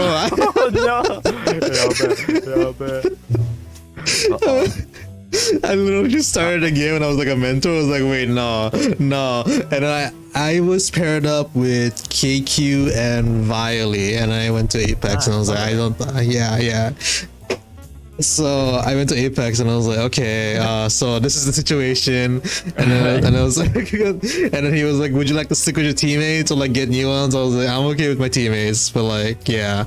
So it ended up being like, Vaya was the highest rank, so she was the teacher. Oh, when you One show sec. up for mentorship and need to be the mentor. Oh god. Yeah, so like, so Vaya ended up being a teacher, and then like we played often. Like that was like my addiction arc, like my Apex addiction my arc, gosh. where I just streamed Apex every stream. Yeah. Yeah, but like, they taught me a lot. Like, here's the thing, right? Vio tried to teach me, but she gave me like PowerPoint slides and everything, and I just, to be fair, I did not read any of them. I don't learn like that. I don't like learning like that. You gotta go into the firing range. You gotta go down, get into the range, or at the very least in like a quick play game. I don't like learning. I don't like studying. Like, it's not, if I wanted to read, I'd pick up a Gotta book. be boots in the ground. If I wanted to read, I'd pick up a book. So no, I didn't like read any of the PowerPoint slides she gave me. So, I was gonna I'm sorry. ask what the PowerPoint slides were about, but you Like didn't read what the them, so I can't even like ask that. she gave me like movement tips and like what the weapons do and what weapons do what. I was like, no, I'm not reading that. But Now like, you see, I would love to do that, but I still. yeah. Sorry, no, I don't want to cut you off. Nah, You go. You no. keep talking, She was so nice about it. I was like, you should read this. I was like, yeah, okay, I'll read it, and I never read it. That's You all I wanna liar, say. absolute liar. Yeah, I would love to do like a mentor like thing like that, like a mentor student thing, but I feel like the first thing my mentor would say is to unplug my Tartarus and throw it in the trash. And I'm like, but no, it has such nice wrist support. Why would you make me do this? Ah. But it's true. Damn. It's facts. Like, I can't b-hop with a Tartarus. I just can't. I can't do it. But I like using it too much, so I'm not going to stop anytime It's soon. your I'm going to be baby, using it's this your- in this competition. Did I ever send you a picture of like? Did you ever see what it actually is? Oh yeah, I see it. Yeah, hang on. I'll put a thing. But yeah, Apex- I'll put it up on the screen. Ran on his final form is like, you made me mad. I'm throwing away the Tartarus. I'm throwing away it sounds like an anime move as well. yeah. He's removed the Tartarus. It sounds like I'm like I don't know, like I've unplugged like my mecha umbilical cord and now I'm going manual, baby, going straight analog. Like the secret move. Yeah. This is the. I'll post it in the group chat. Oh frick, where is it? Here. Is yours the not that group V2 or? I believe so. What is the V2? Here, let me look at the V2. V2. I'll be able to tell you right away if it is or not. Oh, I think it is. Yeah, I think it's just the type of keys. It's all it is. It's just they're more mechanical keys. Oh, so like, wait, when you play Apex, it's literally just your mouse? Is that what it is? No. What? I No, mean, no, it no, looks no, like it's a no. mouse. No. It's just a keyboard here. Let me freaking find the. But channel it's a that we're scroll in. wheel. There is, but I don't use that really. Oh, so you use this with your right hand, is it? Left. No, it's left. Hang on, let me post it in the chat. Oh yeah, left. Sorry, you use your mouse on the right Yeah. hand. Sorry, I mean. All it is it's just everything is nice and conveniently together, and I can slide this, like, if anything happens and I'm like recoiling away or anything like that, I don't need to worry about my whole ass keyboard moving on the desk or anything like that, you know, and I can sit my Your hand in there keyboard and moves? well, no, but like, I don't know, man. If I like tense up and something happens, I can like grip down on this Tartarus way better than if my fingies are like stretched out and I'm sitting there like, I'm like, oh yes, I am a gamer. Okay, I've used this thing for so long that when I use like WASD on my keyboard, I feel like I'm like a goblin. I don't know why, because I don't have the little wrist support thing under it. I'm like little claw hands. I can't relate. I actually cannot relate. I'm sorry. Yeah, I just love using this thing, and I can't stop. Every time I use, it's like when you're given like a new mouse and you need to adjust to the new mouse. Like you need to change all the API, and like it feels kind of different, and it doesn't feel as natural anymore. Like the clicking isn't the same. That usually goes away after like a day, but it's like whenever I have to use the mouse and keyboard, it that's just how it feels. Well, I use the mouse to say the keyboard. Whenever I need to use the keyboard, just the keyboard. I mean, it looks ergonomic. Yeah, this is what I was talking about with the. You see the button next to the space bar. There's like the circle above it. That's all the arrow keys, and I just bind down arrow to crouch, and it means that I can just like with my thumb I can be crouching rather than using one of my keys. I use my mouse buttons to crouch, like mouse 4. I use mouse 4 to crouch. Yeah. Wow. I use mouse 4 for melee. I just V for melee. It's not that far. It's just You guys have mouthful? I'm just kidding. Oh my god! wow. Oh, yeah, bet. Nah, you guys kicking our asses with a normal ass mouse. See? Man's over here with I do. I'm using a SteelSeries Rival 100, and it does have like 2 extra buttons on the side, but those buttons are only used for Minecraft. One for holding, and another one for spamming the key. Okay. Okay. I use it for Apex. Yeah. Because like when you wanna slide, going from shift to control feels very unnatural to me. Yeah. So yeah, it feels very unnatural to like move my pinky that quickly. So I need to have it. Yeah. Yeah, most of the time I'll still be holding shift when I crouch. Like I'll be holding shift to sprint, and then I'll just like hit with my thumb the crouch key, and I can just do that, and it means I can hit that and then jump up immediately. And I'm still sprinting. That's how you guys do it? Usually, not all the time. Usually. But then yeah, I have mouse 4 for melee, and then mouse 5 for first ability, whatever that is. So I Really? slide like by. So I hold like the shift button to sprint like with the end of my pinky. But when I wanna slide, I will just like slam the middle segment of the finger on the control. You get The what I mean? middle segment of the finger on the control. Oh, Yeah, I yeah, see I- what you mean. yeah, I Okay, get like what you flatten mean. Out, you like flatten out the finger. Yeah. Ah, okay, yeah, okay, I get it. Yeah, that No more no more goblin claw, flat fingy. okay, yeah, that again, that feels very unnatural to me. Maybe it's like I'm not Yeah. used to it. I'm not used to it. That's like I have an MMO mouse as well, which is for when I play like I don't know Final Fantasy or like any MMOs where you need to hit all the buttons for your abilities. But like all the buttons are on the mouse, right? All the numbers are on the mouse, and the way they get you to hit certain buttons is I'm like, oh, that feels really unnatural, and I realized, oh, they just want me to flatten my finger out and then like hit this button with the like my palm. Basically, they want me to like palm the button on the end of the mouse, and I'm like, that feels so weird. Like it works every time, but I feel like I'm going to fat finger it because my Yeah. palm is such like a massive, like just like slapping a steak up against the mouse. you Like, oh, you hit the button. naturally try to stretch a finger, right?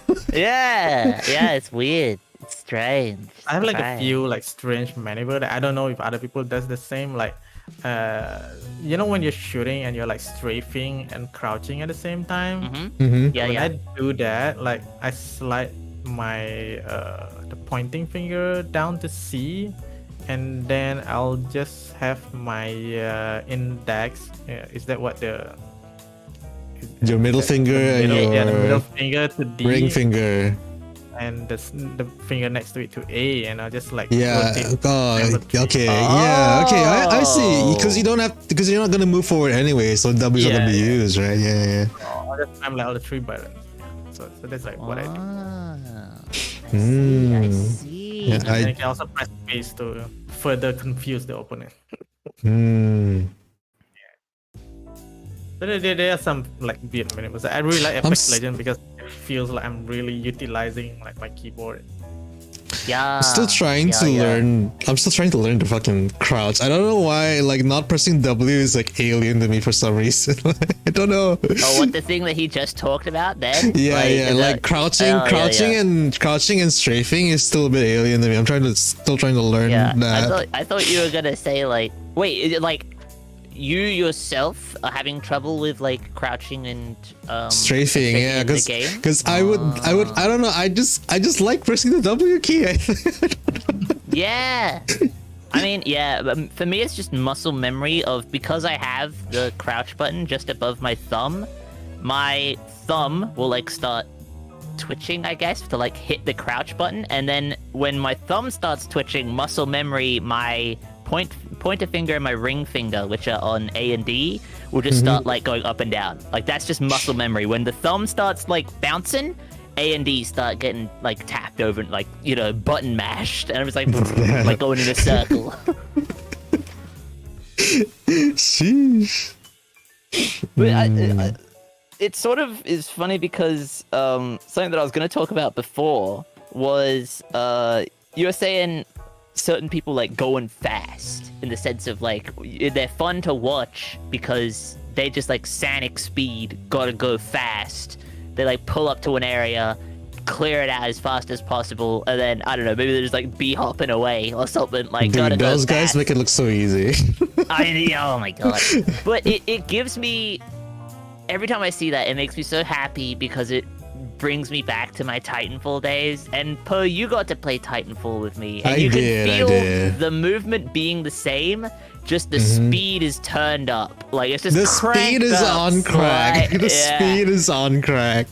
Like Apex's speed is on like a 10, and Titanfall's is on like a 40. Like they just like tick, tick, tick, tick, tick, and they just like turned it all up a bit. Titanfall, you slow down for like a second, you're dead. You're dead. Yeah.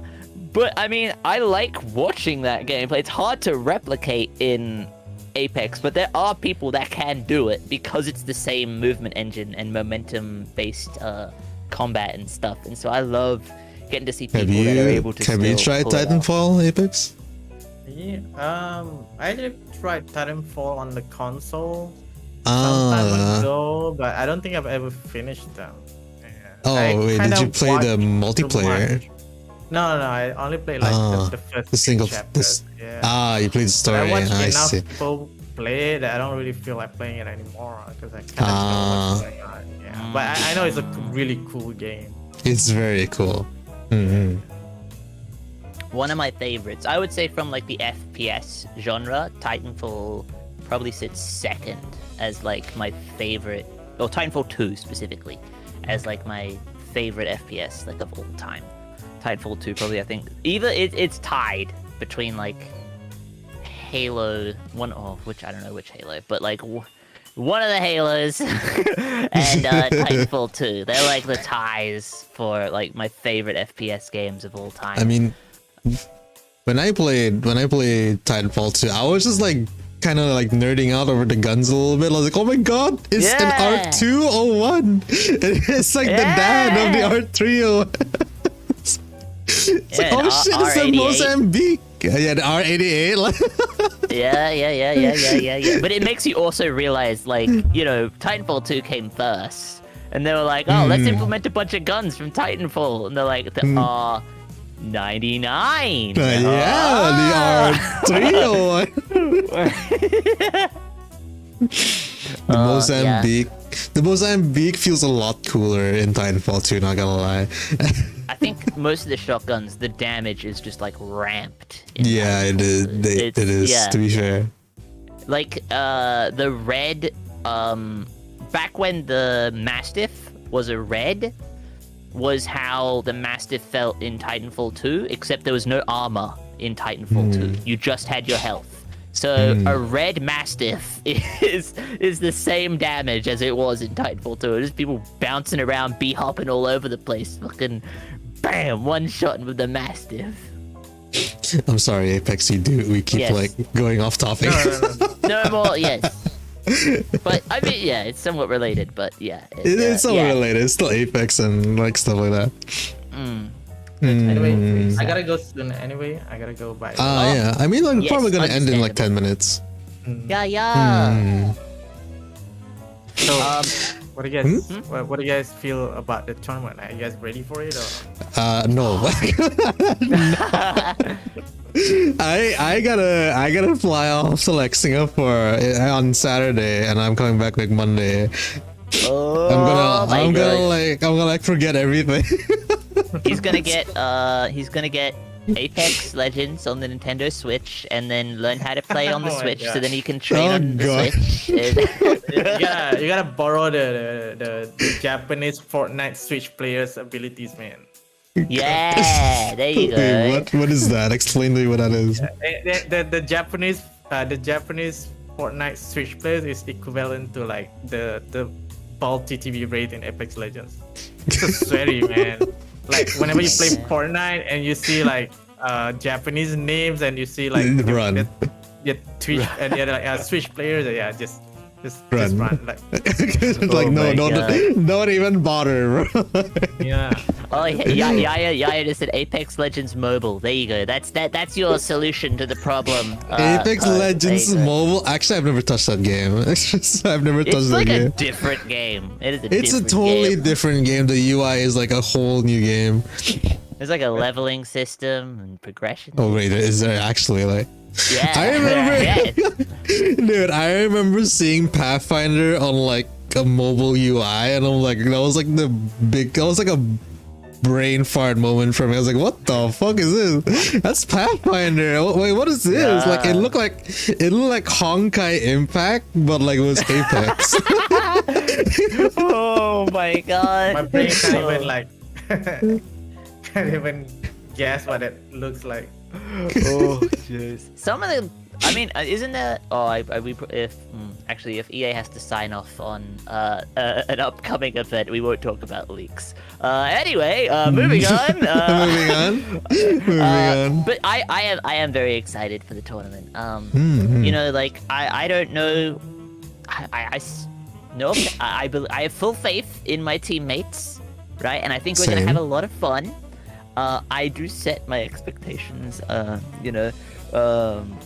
No, don't tell them. High. But high, yeah. I mean high, very high. So very, very high. But I'm more so just excited to have fun. You know? have Kuhaku and Deru, right? Yeah, I'm gonna get boosted. It's gonna be great. I mean, I think Deru's pretty good at the game. Yeah, Kuhaku's been kind of carrying me during training. I haven't played with Kuhaku enough to know her skills, but I know that she's addicted. I know that much.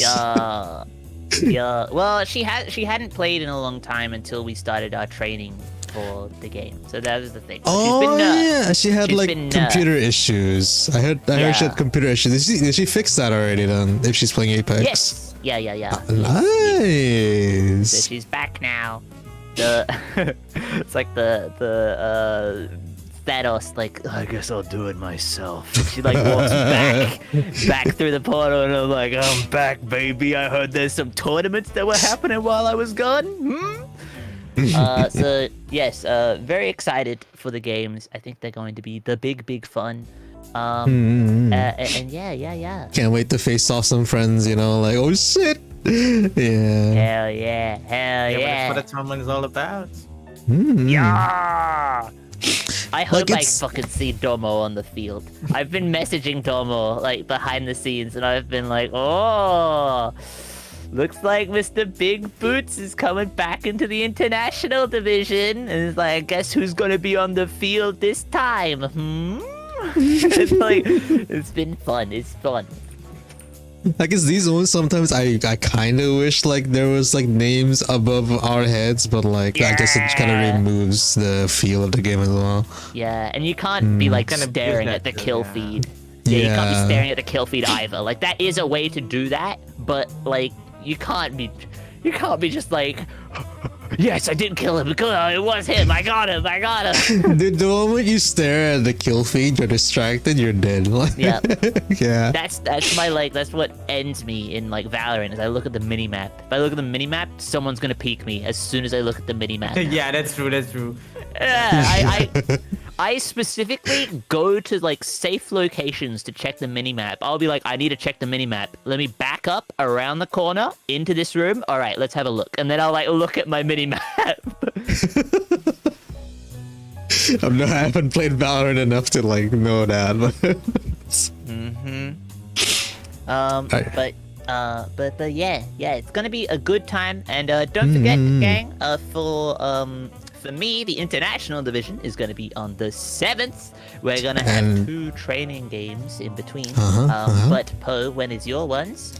Mine will be on the 9th, and I think we'll be having 2 training games as well before the tournament. No, one. We'll be having one day before. Yeah. One pre-tournament match is... Are we going to stream that? I'm not going to stream the tournament, to be fair. I think for my team, Waffle's gonna be streaming. Are you gonna be streaming your POV? I think I will be. Yes. Okay. Yes. Just because like I've been doing all the training games. What happened? No, I just remembered. Like, so I had this problem with Apex, right? Not Apex, the person next to me, but I thought he was gonna. I had like this problem. So like I have like a 2 monitor setup.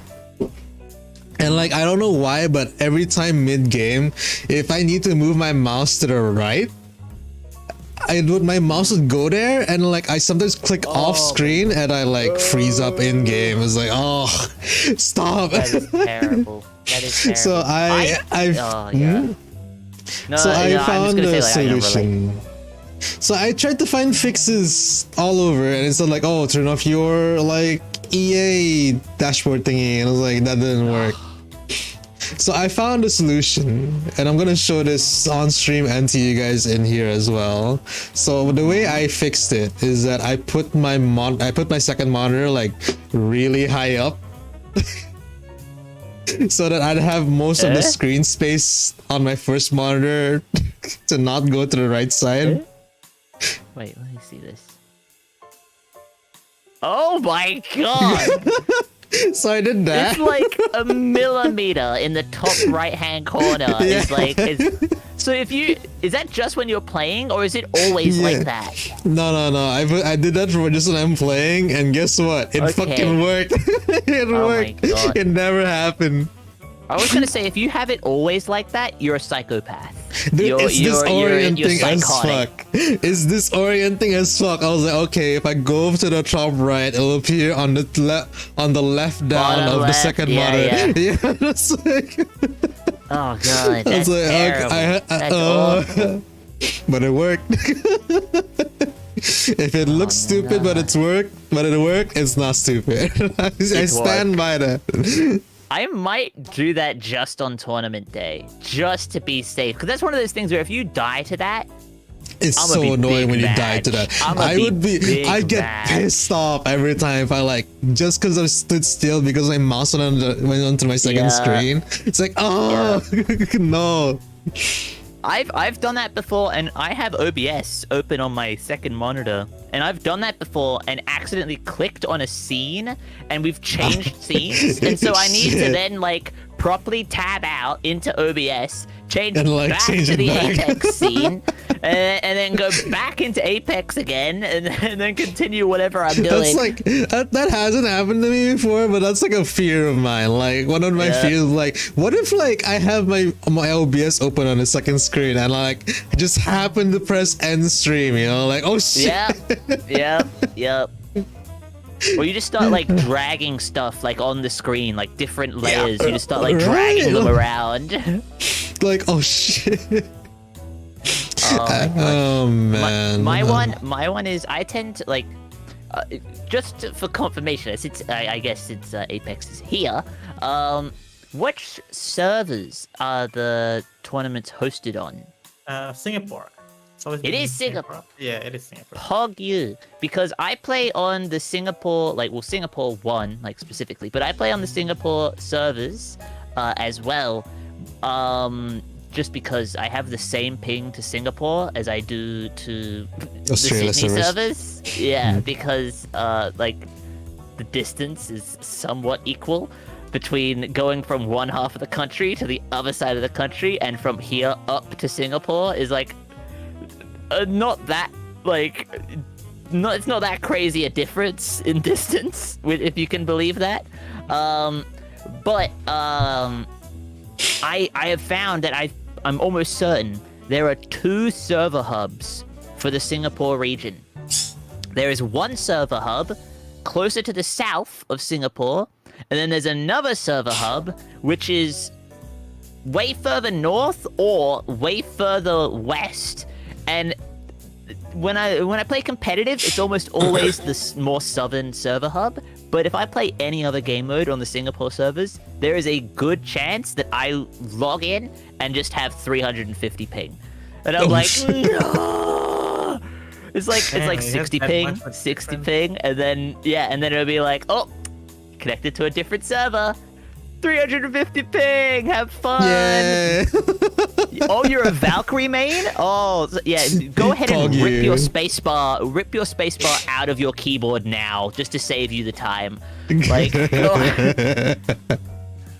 oh god, yeah. It's a big sad time. But I'm praying. I'm gonna be praising that we get them southern server realms. I'm like, please. Please, I play on the Singapore servers all the time. Please, RNGesus, give me them southern servers.